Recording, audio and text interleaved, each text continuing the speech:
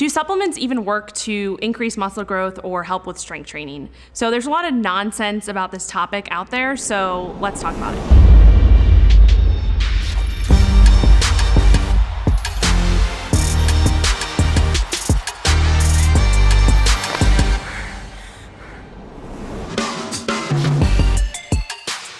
So I do believe there are a few supplements that can aid in muscle growth and strength training over time. But before we get into those, I just want to clear up that supplements will not do the work for you, right? 99% of your results, no matter what your goals are going to come from making sure that you're following a plan that is smart, that is structured, that is something that you can adhere to and be consistent with, making sure that you're keeping up with dialing in your nutrition, so eating enough to support muscle growth, right? Eating enough calories, getting enough fuel, eating enough protein, making sure you're paying attention to stress management, making sure you're paying attention to your recovery, you're sleeping enough. All of these things are going to be the rocks that really determine where things go. Those are the things that are really gonna be the movers, right? So I always like to say, if you're focusing on the small stuff and you don't have the big stuff in place first, then things aren't gonna move that far, right? You need to focus on the rocks first and don't worry about the pebbles until you have those rocks in place. And so when we're talking about supplements, you can think of supplements being those pebbles, right? They're the little things that, yeah, they could, make some difference, but it's the big things that matter most. So just make sure you pay attention to that before you even get into thinking about taking supplements in general. Making sure you have, those things in place first is going to be so much more important than even worrying about the supplements. So once you have those in place, then we can talk about supplements. So like I said, there are some supplements that have been proven to help with muscle growth and strength training over time. The first one, and this is one that I personally take and I recommend for all my clients because there's so much research on it, is creatine. We have 30 plus years of research that shows that creatine can be beneficial in terms of increasing muscle growth and increasing strength training over time. So how does creatine supplementation work? So I'm gonna kind of go through a little nerdy, sciencey stuff real quick. Hopefully you can follow along with me. So when you're working out, when you're lifting weights, you're using energy, right? Obviously. So the energy in our body is generated from what's called ATP, which just stands for the energy currency of our cells, right? So ATP stands for adenosine triphosphate. Adenosine triphosphate. So when you work out, when you burn energy, when you're doing anything, right? When you're using energy, you're actually burning off one of those phosphates from that ATP, and it turns from ATP, adenosine triphosphate, 3, to ADP, adenosine diphosphate, which is 2. So 3 phosphates to 2 phosphates. One of those came off and you use that to create energy, right? So the issue with that is that ADP, adenosine diphosphate, cannot be used for energy in that form. And so this is where creatine comes in. So we have another energy source in our body called creatine phosphate. And creatine can actually lend its phosphate to ADP, right, the 2, and it helps it to basically restore that ATP a lot faster. When creatine lends its phosphate to ADP, it allows us to regenerate and replenish ATP a lot faster, and then that's what we can use for energy. So you can think of supplementing with creatine as sort of topping off the tank. So we get creatine in the foods we eat, specifically in animal foods like meat, fish, dairy, foods like that. But if you're someone who might not eat a lot of animal-based foods or dairy or things like that, then you might not be getting enough creatine in your diet, so topping off the tank in that regard could be very beneficial for you. Even if you are someone who eats a lot of animal products, supplementing with creatine has been shown to still be beneficial. Like I said, we have tons of research on this, 30 plus years of research on the benefits of creatine.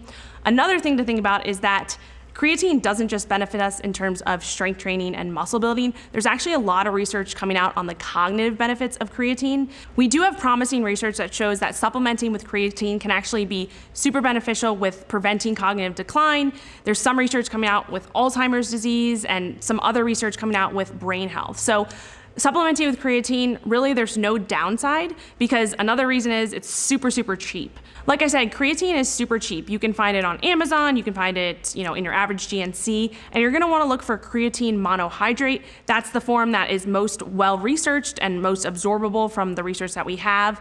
Again, it's super cheap. You wanna consume about 3 to 5 grams per day, And you might have heard that, you have to go through a loading process where you have to consume, even more than that for a period of time for your body to become saturated in creatine for about like a week or so. We call that like creatine loading. That's not necessary. I mean, you can do that, but from my experience, people tend to get a little bit digestive issues when they load creatine. As long as you're taking it daily and consistently, that's what matters, because the saturation over time is what's going to make the difference.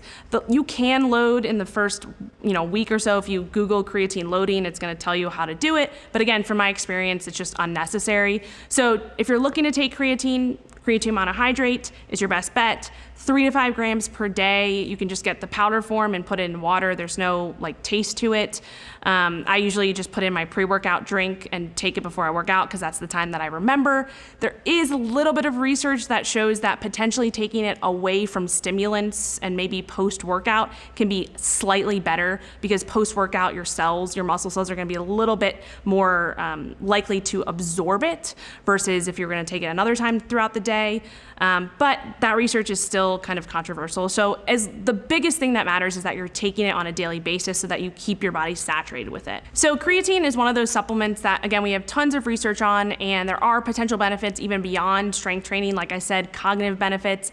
So it really just makes sense, if you are going to be working out, if you're going to be, lifting weights, if you're looking to just enhance everything you're doing, topping off your creatine stores can be beneficial. Another supplement that is super underrated for muscle growth is sodium, and also just electrolytes in general. So if your electrolytes are out of whack, it's going to cause a lot of things to be out of whack in your body, and specifically with sodium. When it comes to supplementing with sodium pre-workout, there's a lot of benefits to that.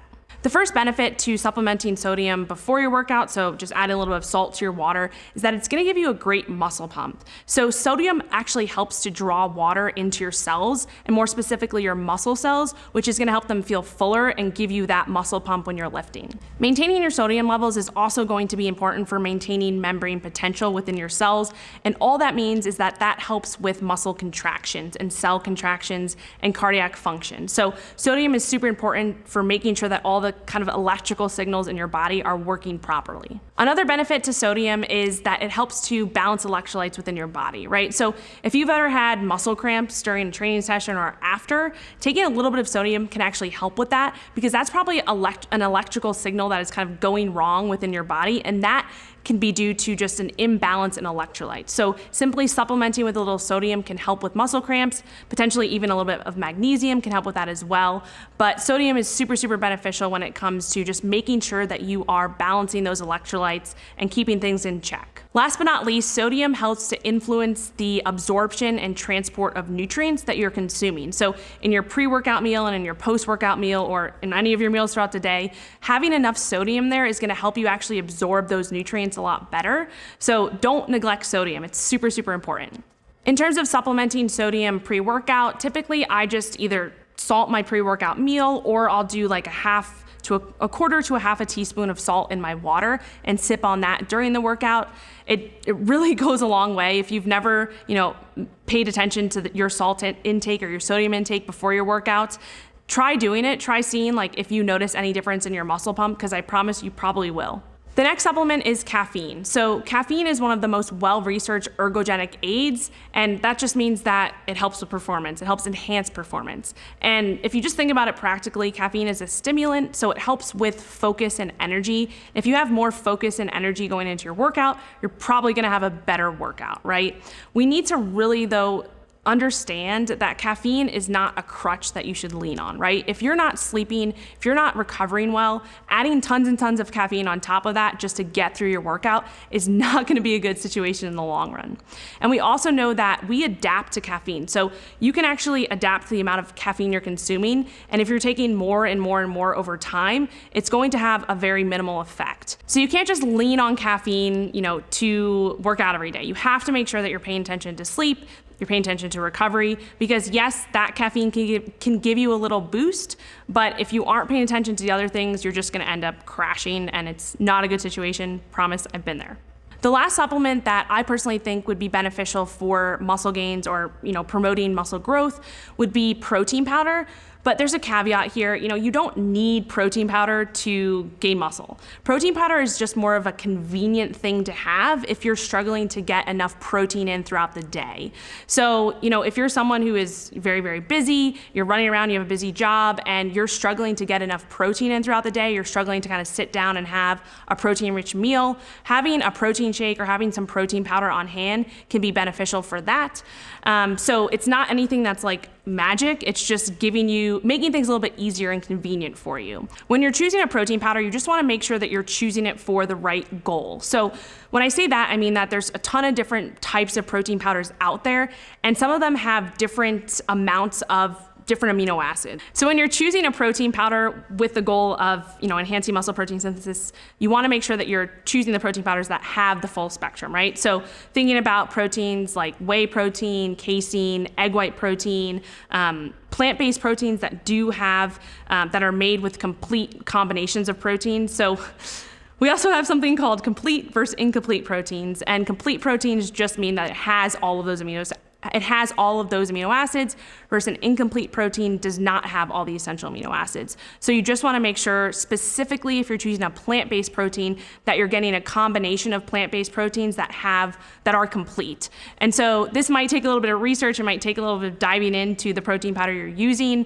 but feel free to contact the supplement company and ask them, and they should be super transparent with you. If they're not, go to another company, because that is a clear sign and a red flag that you probably don't want to be consuming that protein if they're not going to be transparent with you. Talking about collagen and beef protein and bone broth protein, those proteins are made up more of connective tissue, the connective tissue from the animals, right? So it's going to have a lot more amino acids that are going to be beneficial for joint health, skin elasticity, things like that. But collagen and bone broth protein are typically higher in amino acid called glutamine, which is important for that. But they're typically lower in an amino acid called methionine, which is one of the essential amino acids that we need to help with that muscle growth, muscle protein synthesis. So with all that being said, you don't need to memorize any of that. Just realize that choosing the protein powder that makes sense for the goal at hand is going to be what's beneficial. So if you're consuming protein after your workout, you probably want to have one that has the full spectrum of amino acid, has enough essential amino acids in it to stimulate that muscle protein synthesis. So if you're putting collagen in your coffee in the morning, a lot of people do that. There's something wrong with it. There are benefits to collagen, especially because we don't necessarily get a lot of it nowadays because we're not eating nose to tail. Like I said, the connective tissue within animal products, we don't typically eat nose to tail anymore, so we're missing out on a lot of those amino acids that would be in those if we were consuming them. So supplementing with collagen is one of the benefits that you're going to get out of that. But again, you have to know what the goal is, right? So if it's muscle growth and you're looking for optimizing muscle protein synthesis, just make sure that you're choosing a protein powder that has all of those essential amino acids in enough amounts. Thanks so much for watching. If you want to learn more about nutrition, fitness, or metabolic flexibility, you can check out our website, metflexlife.com. There you can find our podcast, MetFlex and Chill, our nutrition and exercise programs, our latest blog posts, free recipes, and much more.